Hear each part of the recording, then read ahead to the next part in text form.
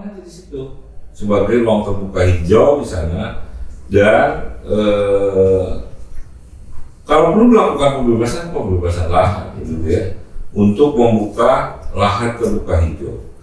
Jangan sampai kita mendahulukan generasi-generasi berikutnya adalah generasi-generasi yang gagal. Gagal itu pengertiannya kesehatannya lemah, kemudian karena interaksi.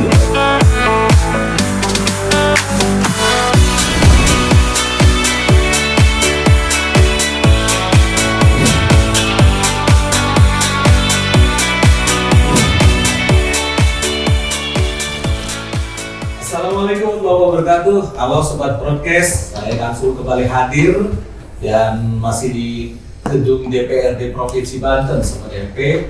Kita bersama anggota Komisi 4 DPRD Provinsi Banten Bapak Haji Ali Nurdin. Siap. Selamat pagi Pak. Pagi. Sehat selalu. Alhamdulillah. Siap. Sobat MP, kita akan berbicara mengenai ruang terbuka hijau. Baik Pak Ali Nurdin. Siap. Secara geografis, Banten itu seperti apa Pak? Lihat. Ya, gini Pak, Banten ini luar biasa kalau dari sisi gugusan pantainya saja kan 550 km. Betul. Itu berbentuk U ya, belok-belok di kita. Kemudian secara geografis juga ada pegunungan, ya, ada pesisir pantai yang curam, ada yang landai. Nah, kemudian ada beberapa daerah yang rawan banjir. Banyak aliran sungai yang sangat rawan banjir kemudian longsor, sehingga beberapa fasilitas umum seperti jembatan, jebol. Dan yang kita sayangkan adalah rumah penduduk yang membangun di bibir-bibir sungai. Itu kan sebenarnya apapun mestinya tidak terjadi. Mungkin karena kondisi itu harus terjadi. Apapun yang terjadi, pemerintah harus hadir di sana. Nah, dengan beberapa persoalan yang ada itu, kita juga Banten ingin ada tempat-tempat lumbung air atau tandon-tandon air yang akan berfungsi ketika musim kering seperti hari ini. Ada 2 tempat yang dibangun, Sindanggelah dan di Lebak 20%. Itu penting, bahkan kalau yang di Lebak itu untuk bisa mengairi wilayah Jakarta, BBSD dan sebagainya. Nah, itu yang ingin kita sampaikan bahwa kondisi geografis kita yang ada yang berbentuk ngarai, gunung, pantai, sawah, ya, kemudian ada beberapa, walaupun di wilayah tertentu seperti di Tangerang sudah banyak area pertanian yang beralih fungsi menjadi pemukiman. Kita kan pasti lebih memperhatikan orang harus punya rumah, ya kan? Nah, kami berharap di wilayah lain ada yang dibuka sebagai lahan pertanian, sebagai bentuk konversi okupasi dari lahan pertanian yang beralih fungsi menjadi pemukiman, menjadi industri. Kita buka di tempat lain seperti di Lebak Selatan, di Pandeglang, buka lahan-lahan baru pertanian. Nah, lahan pertanian ini kan banyak yang bisa kita lakukan dengan upaya-upaya pemerintah untuk membuka lahan.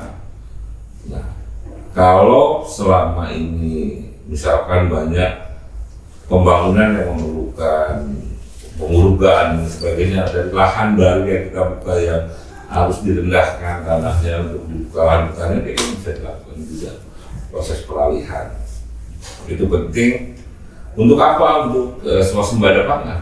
Ya, nah itu untuk swasembada pangan yang kemudian kita biar bisa memenuhi kebutuhan pangan masyarakat Banten dari tanah Banten. Kita cukupkan. Perlu terobosan-terobosan inovatif dari pemerintah Provinsi Banten untuk melakukan langkah-langkah strategis. Adanya tol Serang Panimbang itu membuka akses yang baik untuk pertumbuhan ekonomi di wilayah Provinsi Banten. Di wilayah selatan kita harapkan adalah tempat-tempat yang strategis bagi perkebunan, pertanian, dan industri perkebunan juga peternakan dan industri peternakan. Apa sih industri peternakan? Susu misalkan, dibuatkan pabrik susu. Range misalkan, range kerbau, sapi, kambing, dan sebagainya itu buka di wilayah sana. Jangan sampai industri berat masuk ke sana, itu nggak boleh. Jangan sampai, karena agar ada agar ada keseimbangan. Cukuplah industri berat di wilayah Cilegon, wilayah utara, gitu ya. Ali, berarti Ya. kondisi geografis di kabupaten di provinsi Banten, Pak, ini beragam kondisinya. Iya. Masing-masing wilayah punya kondisi yang berbeda-beda dan tentu punya kerawanan masing-masing. Iya. Bagaimana Bapak melihat atau memetakan daerah-daerah yang sekiranya rawan bencana itu? Ya, untuk rawan bencana tentu kita harus melakukan mitigasi, udah pasti. Dan saya yakin mitigasi sudah dilakukan. Langkah-langkah selanjutnya adalah selain mitigasi, antisipasi, dan kemudian lari kepada kebijakan pemerintah. Misalkan kalau yang rawan longsor, janganlah didirikan pemukiman, jangan didirikan industri, dan lain sebagainya. Nah, biarkan itu kemudian kita tata semaksimal mungkin untuk penghijauan reboisasi misalkan. Industri itu kan masih bisa dilakukan untuk industri tanaman pangan, untuk industri seperti sawit dan sebagainya, agar bisa menjadi lahan untuk serapan air. Kalau pemukiman ya hancur nanti. Nah, disitulah harus ada mitigasi, perencanaan, dan implementasi. Implementasinya harus jelas. Kemudian ada sanksi yang tegas. Negara harus hadir untuk menyelamatkan lingkungan, menyelamatkan masyarakat juga.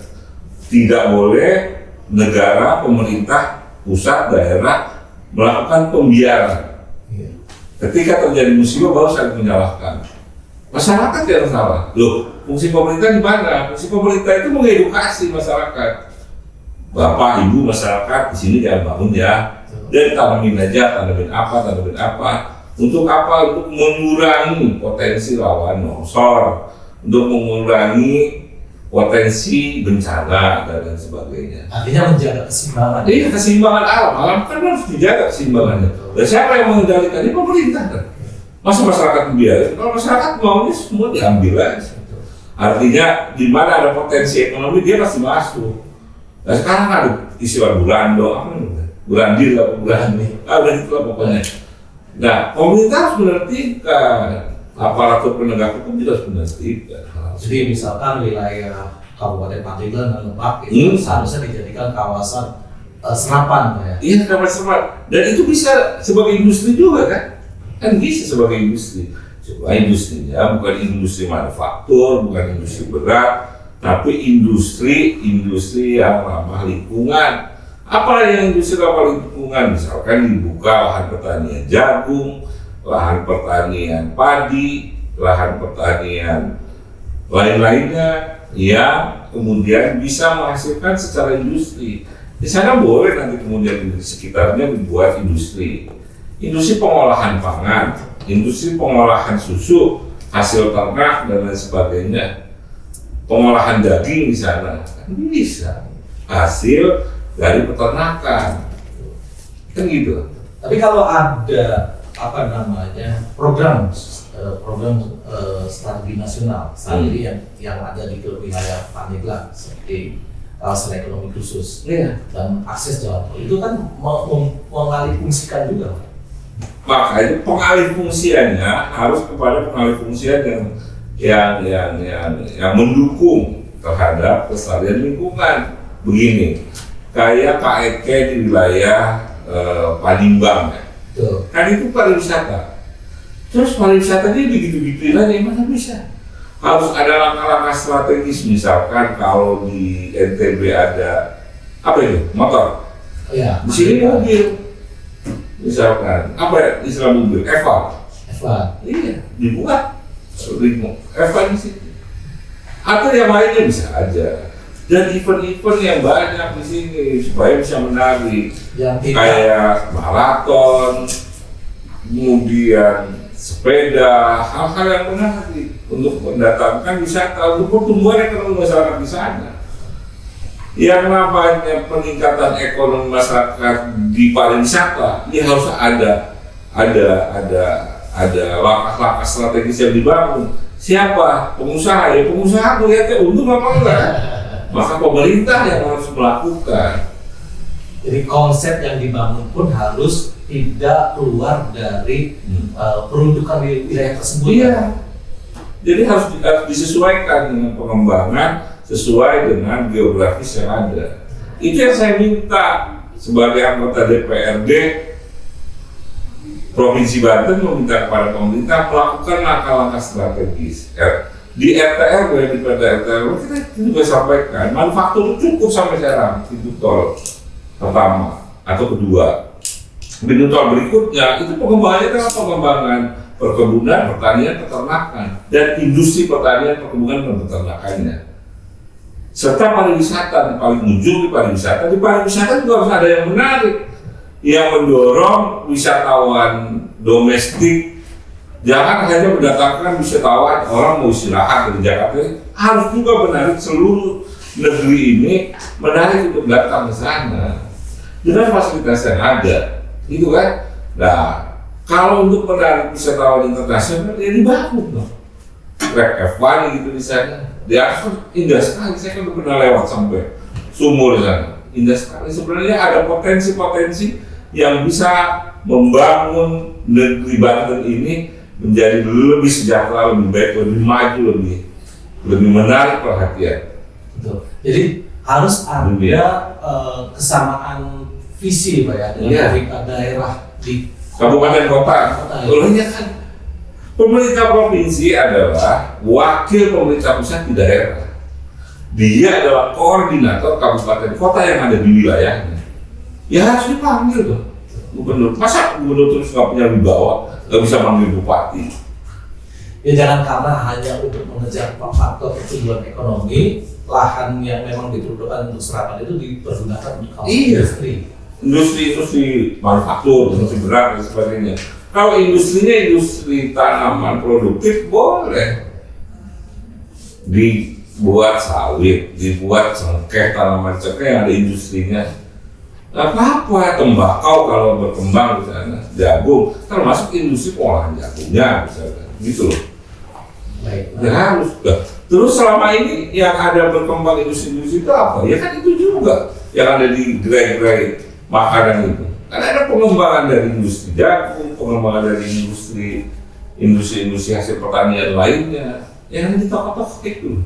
Nah, kenapa gak dipusatkan di Banten yang jarak ke Jakarta bisa tol semua di sini?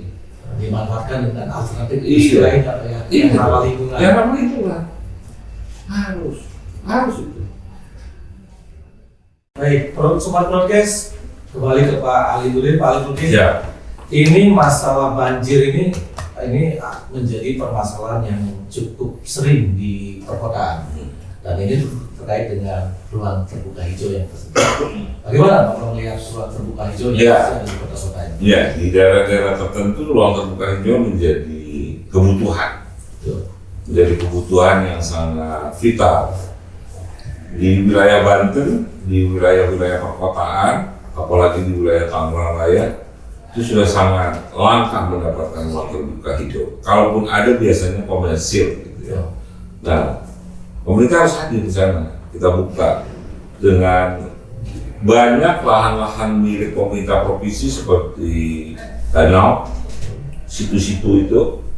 Nah, kita bangun aja di situ sebagai ruang terbuka hijau di sana. Dan kalau perlu melakukan pembebasan lahan gitu ya, untuk membuka lahan terbuka hijau. Jangan sampai kita mendahulukan generasi-generasi berikutnya adalah generasi-generasi yang gagal. Gagal itu pengertiannya kesehatannya lemah, kemudian karena interaksinya terbatas, dan kemudian interaksi kan ruang terbuka itu berfungsi sebagai interaksi juga. Sebagai interaksi dengan masyarakat. Jangan sampai generasi kita menjadi generasi tertutup, generasi yang minder, generasi yang kemudian apalagi di era sekarang, era gadget, jangan sampai dia hanya bisa senyum-senyum dengan HP-nya, tidak membuka senyum dengan lingkungan sekitarnya. Nah, sebagai tempat interaksi dan ruang terbuka hijau juga untuk udara yang sehat dan sebagainya, saya kira itu perlu dilakukan langkah-langkah, terobosan-terobosan dari pemerintah provinsi untuk membuka lahan-lahan atau menyediakan lahan-lahan atau lahan-lahan yang sudah ada kita bangun di sana sebagai lahan untuk lahan terbuka hijau. Ya, karena pengadaan lahan terbuka hijau kan terkendali karena keterbatasan lahan, Pak ya. Lahan pertama itu, yang kedua adalah harga tanah di kawasan itu sudah sangat mahal. Masih ada yang bisa dilakukan di bantaran-bantaran sungai. Loh, bantaran sungai Cisadane itu panjang sekali, itu milik negara. Lakukan sebagai lahan terbuka hijau di sepanjang, tanpa mengurangi fungsi dari sungai itu sendiri. Fungsi sepadan sungai kalau ditanami kan lebih bagus daripada ilalang, tumbuh segala macam atau diokupasi orang. Dijadikan fasilitas aman. Banyak di Manjeri misalkan, tanah sepanjang Manjeri, di sepanjang sungai Cirarang misalkan, banyak sekali sungai-sungai di wilayah perkotaan ini, kita bicara di Tangerang ya. Kemudian di Daan Mogot itu dibuka sebagai lahan hijau. Banyak lahan-lahan negara yang bisa difungsikan sebagai lahan terbuka hijau oleh pemerintah daerah. Gimana Bapak mendorong pemerintah daerah? Karena kan begini, yang punya program itu kan pemerintah. Betul. DPRD itu kita sudah sampaikan, buatlah banyak ada program-program kerja ada, tapi belum masif, itu aja kan. Nah, harus dilakukan dan terencana dan kemudian berjangka. Target 5 tahun pemerintahan misalkan, kami akan membuat ruang terbuka hijau misalkan 1000 hektar. Jelas kan, ada target, jangan spot-spot. Udah gimana nanti aja gini-gini, harus ada target. Selama 5 tahun saya akan memiliki 1000 hektar lahan hijau di wilayah Provinsi Banten, 10.000 hektar kan luar biasa, 1000 hektar itu banyak. Nah, lahannya di mana? Katanya beli lahannya mahal, banyak sepadan sungai. Loh, sepadan sungai di Kota Serang misalkan, sepadan sungai Kali Cibanten bisa dilakukan. Tapi paling kan kalau berbicara lahan terbuka hijau itu kan harus memenuhi 2 kebutuhan, Pak. Yang pertama kebutuhan tentang lingkungan sendiri, kedua kebutuhan tentang psikologis masyarakat. Bagaimana membangun sosial ruang terbuka itu menjadi sarana bersosialisasi masyarakat. Dan sekarang begini, contoh di Kota Serang, dari jauh-jauh ada Kali Cibanten, melewati Kota Serang sepanjang itu, sepanjang sepadan sungai Banten kanan dan kiri dilakukan. Sekarang diokupasi banyak orang, dilakukan oleh pemerintah justru. Misalkan 20 meter ke kanan sebelah kiri, 20 meter sebelah kanan, dibuka jogging track di situ, dibuka kemudian ada spot-spot tertentu untuk kuliner, ditanami pohon-pohonan yang ramah buat, jangan sampai orang datang situ takut benar setan. Jangan sampai itu. Lahan-lahan yang bagus, harus yang nyaman diakses oleh masyarakat. Ya itu maksudnya. Jadi kan dia fungsi taman. Kan di kota-kota begitu. Jangan sampai justru nanti ada di pojok gitu, yang orang untuk datang aja udah segan gitu lah. Pak, datang ke Menara Eiffel misalkan. Samping sungainya sangat ramah kan. Di Inggris, di Big Ben misalkan, kan sungai. Diciptakan sebagai sungai yang ramah kepada publik. Tapi di tengah kota, Pak. Nah ini kan bicaranya Kota Serang, Kali Cibanten. Diciptakan itu, kan ngelewatin istana gubernur juga kita di sini. Coba belakang gubernur sekarang pejabat-pejabat gubernur itu pada ketakutan dengan itu di sini. Banyak hantunya. Rusit kata orang Serang. Dan coba diciptakan itu di belakang pendopo gubernur itu adalah lahan terbuka hijau. Nah itu kan milik negara. 15 meter dari bibir sungai adalah sepadan sungai. Kanan kiri. Berarti dibutuhkan kreativitas juga Pak ya? Lo harus punya yang namanya pemimpin daerah itu jangan mikir cuma APBD buat bikin jalan-jalan harus berpikir kreatif loh. Harus visioner. Mau pejabat gubernur, pejabat bupati, pejabat wali kota harus punya visi. Bukan sekedar angka-angka dan kemudian sekedar terserah. Kalau hanya sekedar terserah ya, bikin aja hal-hal yang berkewajiban. Iya, bukan kewajiban. Baik, Pak Lili, Ya. terbuka hijau tadi adalah visi tentang Indonesia yang ramah lingkungan. Iya. Ya, salah satunya pemerintah mendorong agar pemerintah daerah turut serta dalam alih energi, Pak. Mulai dari transportasi massalnya Ya. sampai transportasi yang digunakan oleh para pejabatnya. Jadi bagaimana Bapak melihat di Banten? Saya sepakat mobil listrik itu bisa berkembang. Kendala-kendala itu harus segera diselesaikan.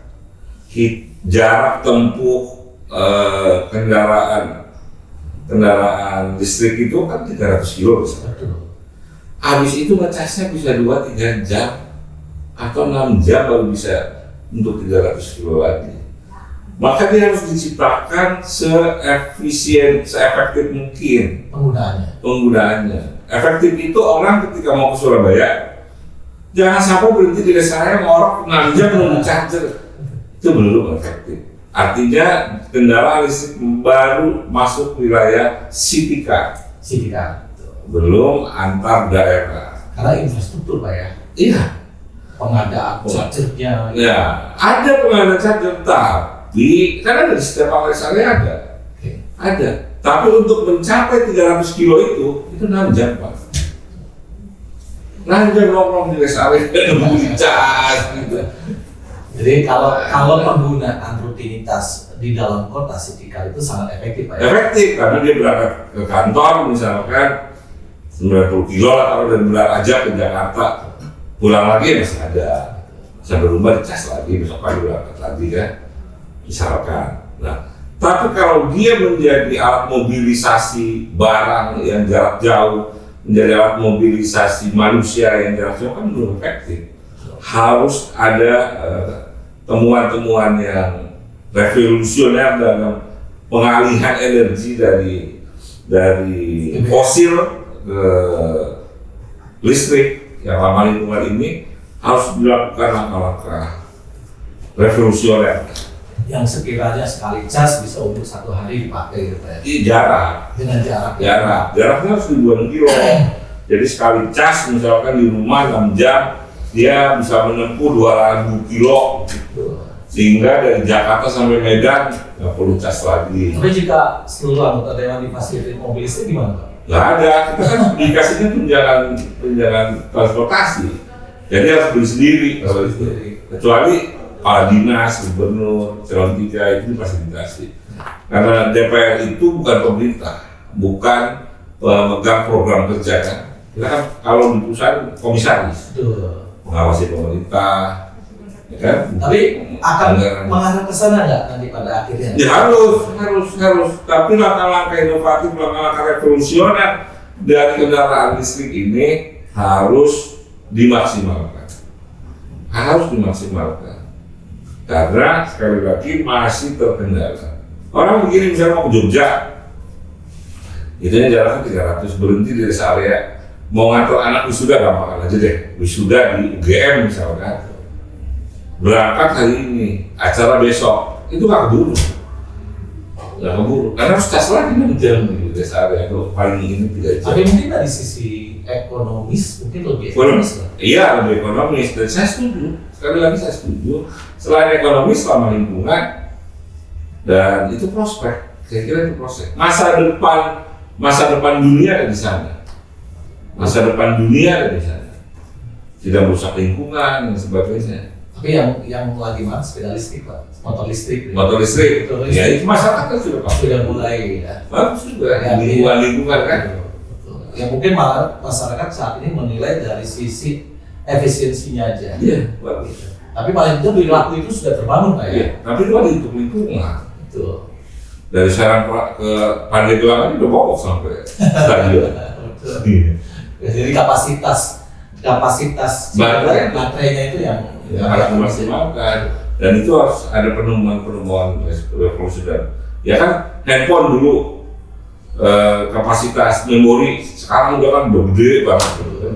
Bisa kan, berarti kan perlu waktu. Ini kan soal waktu aja. Kita tunggu aja waktunya. Seiring pertumbuhan teknologi dan pasti akan diminati oleh publik. Mana ada orang mau bayar lebih mahal kalau kecuali orang yang berlebih ya. Betul. Membutuhkan lain-lain fasilitas lainnya. Tapi secara umum setiap orang pasti adalah mau yang lebih efisien. Kalau mungkin di awal-awal orang mencari pengalamannya dulu. Yeah. Kedua baru memenuhi kebutuhan kayak. Yeah. Jadi mungkin saat ini baru orang-orang mampu ini membeli beralih ke kendaraan listrik itu lebih ke pengalaman ya. Merasakan dulu. Merasakan. Gitu. Dan itu kemudian kan sudah diturunkan oleh banyak pihak. Belum menyelesaikan persoalan, belum. Baru mencoba menyelesaikan. Belum menyelesaikan, belum menjawab tantangan. Jadi masih belum menjawab masih belum pas nih dipakai untuk saat ini. Iya, belum. Gitu. Jadi belum menjadi prioritas buat kebutuhan masyarakat. Dan Pak Ludwin, kita sudah terbatas sekali. Ya, Yang terakhir, apa sih yang diharapkan dari seorang Pak Al-Nurdin terhadap bagaimana mendorong visi yang lebih ramah lingkungan, khususnya pengadaan ruang terbuka hijau, transformasi dari fosil ke yang lebih ramah lingkungan sebenarnya. Ya, saya kira harus segera dilakukan oleh pemangku kebijakan, oleh ahli-ahli, oleh para ahli teknologinya, dan kemudian ahli lingkungan juga harus selalu menggerakkan agar ruang terbuka hijau semakin bisa masif dilakukan, karena civil society itu penting mendorong kinerja sebuah pemerintahan agar bisa mengarah kepada tujuan-tujuan positif yang dimaksudkan. Pak Ali, terima kasih waktunya Pak. Ya, makasih. Baik sobat podcast, kita ketemu lagi di paket podcast berikutnya. Saya Kang Subuh pamit mundur. Assalamualaikum warahmatullahi wabarakatuh. Waalaikumsalam.